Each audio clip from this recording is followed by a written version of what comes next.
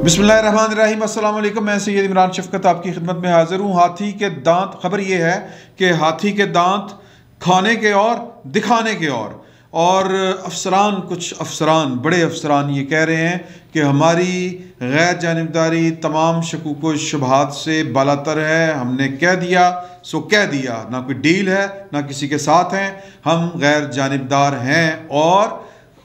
कानून के और आइन के ताबे हैं। लेकिन हाथी के दांत खाने के और दिखाने के और, ये जो कहते हैं ना जुमला मोतरज़ा जो है, ये वाला मैं जुमला जो है या ये तंज सादा अल्फाज में मैं ये पाकिस्तान के उन अफसरान के ऊपर नहीं कर रहा जो ये दावा कर रहे हैं। ये तंज मैं कर रहा हूँ उस रिपोर्ट के हवाले से जो एक मुशाहिदाती रिपोर्ट जो है वो तैयार है और जिसकी कुछ भिनक मेरे कान में पड़ी है। वो ये है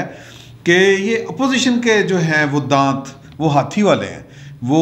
दिखा कोई और दांत रहे हैं और खा कुछ और दांतों से, किसी नहीं, मतलब और दांतों से खा रहे हैं, आप यूँ कह लें। तो बेसिकली जो कह लें कि आपके कल भी एक प्रेस कॉन्फ्रेंस की थी जनाब एहसन इकबाल साहब ने, बड़ी धुआंधार प्रेस कॉन्फ्रेंस थी। उसमें पाकिस्तान की सियासत के ऊपर और हुकूमत की कारकर्दगी के ऊपर मुकम्मल तौर पर गुफ्तगू की गई और उनका कहना ये था कि जी के देखें कि बड़ी वो IMF के साथ जो हुकूमत है वो डील कर रही है, हम वो बात कर सकते हैं, रोक सकते हैं, रीनेगोशिएट कर सकते हैं, हम कह सकते हैं उनको कि आप अपने पैकेज के ऊपर नज़रसानी करें, क्योंकि वो जो शराइत रखी हैं वो बड़ी जानलेवा किस्म की IMF की शराइत हैं।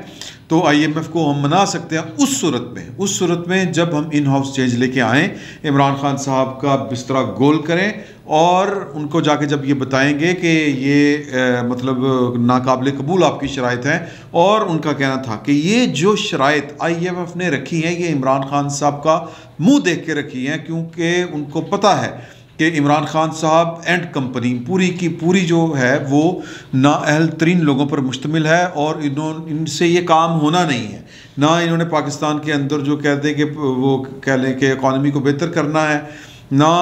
कुछ जिसको कहते हैं कि प्रोडक्शन की तरफ जाना है, और ना ही कंज्यूमर स्टेट का जो एक टाइटल है पाकिस्तान के पास या जो हालत है वही रहनी है। तो लिहाजा इनके पास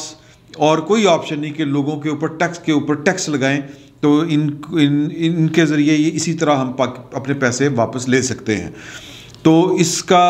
उनके पास हल जो था एहसन इकबाल साहब के पास वो यही था कि जी के जब हुकूमत चेंज हो जाएगी तो फिर IMF भी अपने शराइत के ऊपर नज़रसानी कर लेगी, क्योंकि हमारा एक ट्रैक रिकॉर्ड है। और फिर वो जो टेढ़पन है वो सारी चीज़ें वो कह रहे थे इस तरह की हम कर सकते हैं। और MQM को, यानी कि वो हुकूमत के इत्तेहादियों को ये बात कह रहे थे कि जो मिनी बजट है वो उसको ना सपोर्ट करें, हुकूमत को सपोर्ट मत करें और इमरान खान साहब को सपोर्ट करने के बजाय हमारे साथ उनके ख़िलाफ़ तहरीक अदम एतमाद लाने के लिए तगो-दो करें। यही वो पैगाम चौधरी बरादरान को दे रहे थे, यही पैगाम वो MQM को दे रहे थे और GDA को दे रहे थे। लग ये रहा था कि जिस तरह वो बहुत ज़्यादा सीरियस हैं और वो चाहते हैं कि जनाब के ये अवाम की जान छूटे, ये तो लोगों का जीना मरना मज़ीद दोबर हो जाएगा, इस तरह की वो बातें कर रहे थे। उनकी बातों से लग रहा था आज जो हैं सियालकोट से MNA जनाब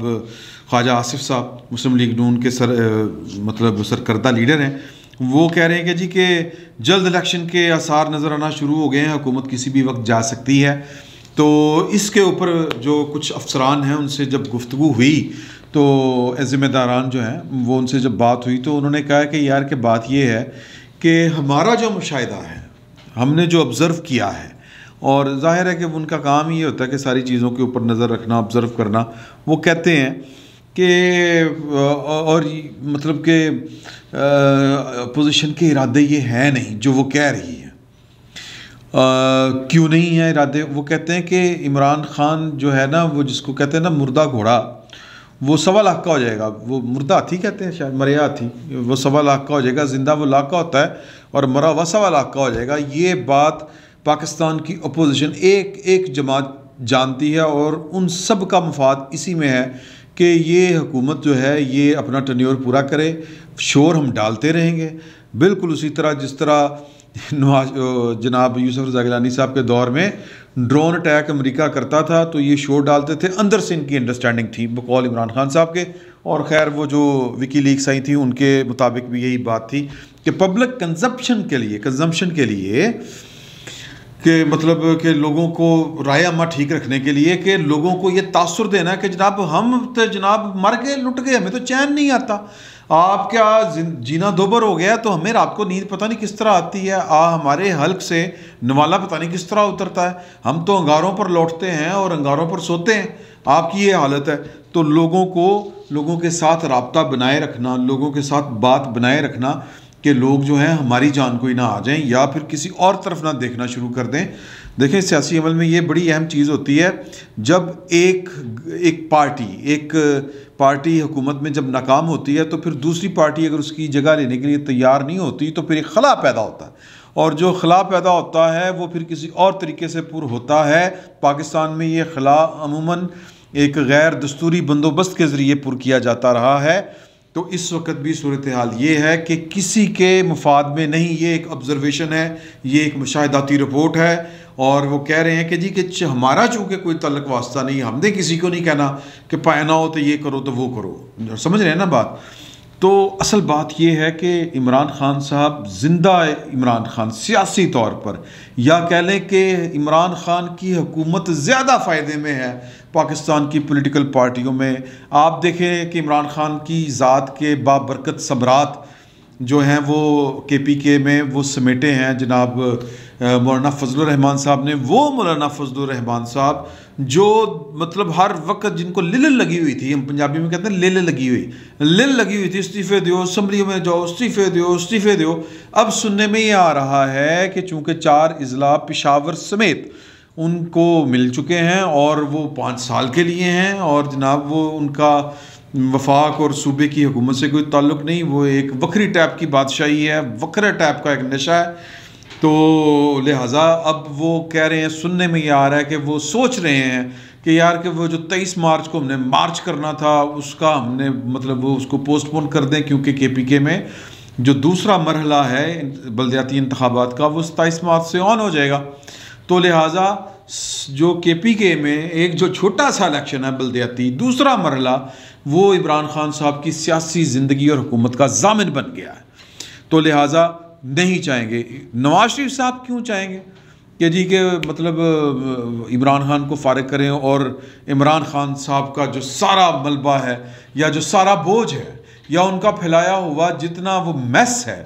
गंद है सादा अल्फाज में अगर हम कह लें, या वो जितनी नाकामियाँ हैं उन नाकामियों के नताइज और असरात जो हैं वो हम क्यों उठाएं,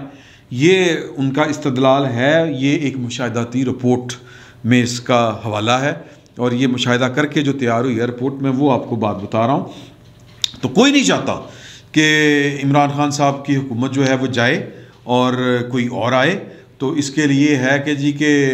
वैसे नवाज शरीफ साहब तो मेरा हाल है वो पहले दिन से वो कह रहे हैं कि जी फ्री एंड फेयर इलेक्शन, वो जब भी हो फ्री एंड फेयर इलेक्शन, उनका मुतालबा इससे ज़्यादा नहीं है। और इस मुतालबे पर कितना अमल होता है कितना नहीं होता, ये मुतालबा अब पूरा होता है या फिर 23 में पूरा होगा, ये अल्लाह बेहतर जानता है। अब सूरत हाल ये है कि इमरान खान साहब को जिनकी हमायत थी उनकी हमायत नहीं है, वो गैर जानिबदार हैं, और जिनकी मुखालफत थी ट्रूली जिनकी मुखालफत का इनको सामना था, वो मुखालफत दरअसल इमरान खान साहब की मुखालफत थी ही नहीं। वो मुखालफत वो फिर एक और बात हुई एक और साहब से, वो कह रहे थे कि जी कि अगर आप ये सीन देखें हाइपोथेटिकली स्पीकिंग कि आप मंजरनामा ये बनाएं कि PDM एक सियासी इत्तेहाद बना है और वो किसके ख़िलाफ़ बना है, वो एक पॉलिटिकल गवर्नमेंट के ख़िलाफ़ बना है, तो फिर उसके नताइज आप देखते कि क्या होते। ठीक है, जब आपने PDM का एक इत्तेहाद बनाया और उसमें से एक पार्टी ने टांग निकाल के लेफ़्ट के ऊपर छिकाला मार दिया, एंटी इस्टेब्लिशमेंट का नाम ले दिए, ये कर दिया वो कर दिया, और PDM वाले प्लेटफॉर्म को पाकिस्तान की सिक्योरिटी इस्टेब्लिशमेंट के ख़िलाफ़ एक इत्तेहाद बना दिया, तो फिर पाइन वो दीदा दानिस्ता कह लें या बादले न खास्ता ना चाहते हुए भी जो इमरान खान साहब थे उनको ऑक्सीजन लाइन मिल गई। अगर ये एक ऑब्जर्वेशन है, मैं फिर बार बार ये कह रहा हूँ, ये एक मुशाहिदाती एक मफरूज़ा है